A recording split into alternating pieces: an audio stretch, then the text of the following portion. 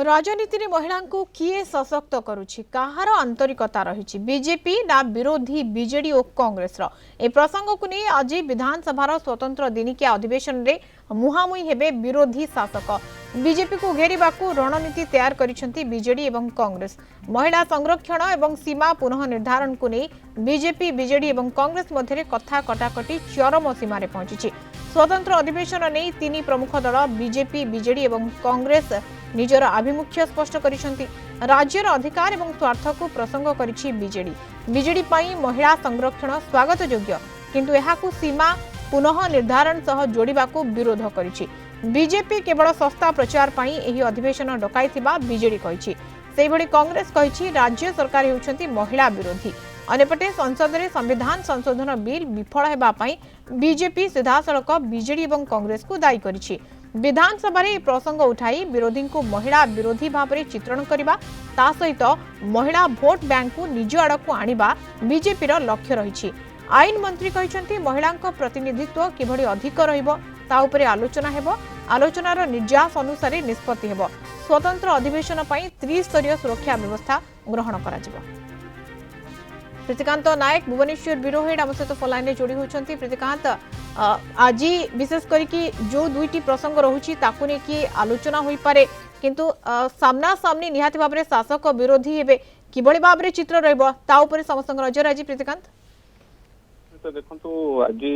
विधानसभा कंपिबो दिनिकिया स्वतंत्र अधिवेशन बसुची दिन 11टा बेले अधिवेशन आरंभ होबो आपण जेमति कहउतले ए अधिवेशन जो दिनिकिया अधिवेशन डका जायछि प्रसंग रहिछि गणतंत्र रे देशर गणतंत्र रे महिला मानकर योगदान संपर्क रे आलोचना होबो किंतु आकु नै कि विधानसभा बसिबा पूर्वरु शासक विरोधी मुआमुही होउछंती अर्थात पार्लियामेंट रे जो स्वतंत्र अधिवेशन बसिथिला सेतिरे संविधान संशोधन बिल पारित हेई पारला नाही सेति पई भारतीय जनता पार्टी विरोधी दल गुडी को महिला विरोधी बोली अभिहित करूची बा समालोचना करूची आउ जेते बेले सेही प्रसंग नै कि आज विधानसभा स्वतंत्र अधिवेशन बसुची विरोधी को एठी कोणटेसा करिया पई भारतीय जनता पार्टी उद्यम करिवो किंतु अपर पक्षरे जदि आपण बीजेडी और कांग्रेस देखिबे जे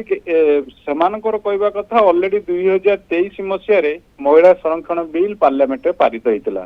ताकू काहे कि आज पर्यंत लागू करू नाहंती जदि तांकर लागू करिवार आंतरिकता रहिछि महिला मानको संरक्षण दवा पई एते आंतरिकता रहिछि ताहाले एबे लोकसभा आसन अनुसार विधानसभा आसन अनुसार काहे सेगुडी को संरक्षण व्यवस्था करू नाहंती ये जो दिनिकिया अधिवेशन डका जाइछि केवल राजनीतिक उद्देश्य रखिकी डका जाइछि विरोधी को समालोचना करबा पई आरी भितरे दिन 11टा बेले विधानसभा स्वतंत्र अधिवेशन आरंभ होबा को जाउछि दिन 11टा रे स्वतंत्र अधिवेशन रहिछि नजर रहिबो किभली भाव रे आज विधानसभा को चित्र कोन रहुछि। धन्यवाद प्रीतिकांत सूचना पई भुवनेश्वर ब्यूरो हेड हम सहित जोड़ी होइथिले।